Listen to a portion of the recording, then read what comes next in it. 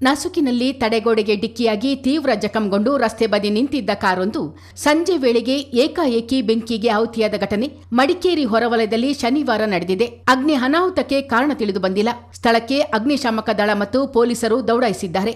ಬೆಂಗಳೂರಿನಿಂದ ಬರುತ್ತಿದ್ದ ಮಾರುತಿ ಶಿಫ್ಟ್ ಕಾರೊಂದು ಶನಿವಾರ ನಸುಕಿನ 5 ಗಂಟೆ ಸುಮಾರಿಗೆ ಮಡಿಕೇರಿ ಹೊರವಲಯದ ಸಂಪಿಗೆಕಟ್ಟೆ ಬಳಿ ತಡೆಗೋಡೆಗೆ ಡಿಕ್ಕಿಯಾಗಿತ್ತು. ಕಾರಿನಲ್ಲಿದ್ದ 4 ಪ್ರಯಾಣಿಕರು ಗಾಯಗೊಂಡಿದ್ದು ಆಸ್ಪತ್ರೆಗೆ ದಾಖಲಾಗಿದ್ದಾರೆ.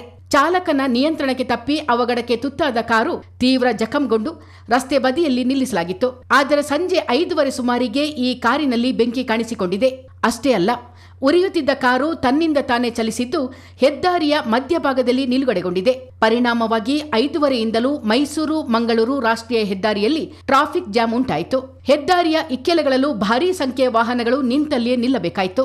ನಸುಕಿನಲ್ಲಿ ಮಂಜು ಆವರಿಸಿದ್ದರಿಂದ ಅವಘಡ ಸಂಭವಿಸಿದೆ ಎನ್ನಲಾಗಿದೆ. ಕಾರಿನ ಬ್ಯಾಟರಿಯಲ್ಲಿ ಕಾಣಿಸಿಕೊಂಡಿರಬಹುದಾದ ತಾಂತ್ರಿಕ ದೋಷವೇ ಅಗ್ನಿ ಅನಾಹುತಕ್ಕೆ ಕಾರಣ ಎಂದು ಊಹಿಸಲಾಗಿದ್ದು ಪೊಲೀಸರು ಈ ಬಗ್ಗೆ ಕ್ರಮ ಕೈಗೊಂಡಿದ್ದಾರೆ.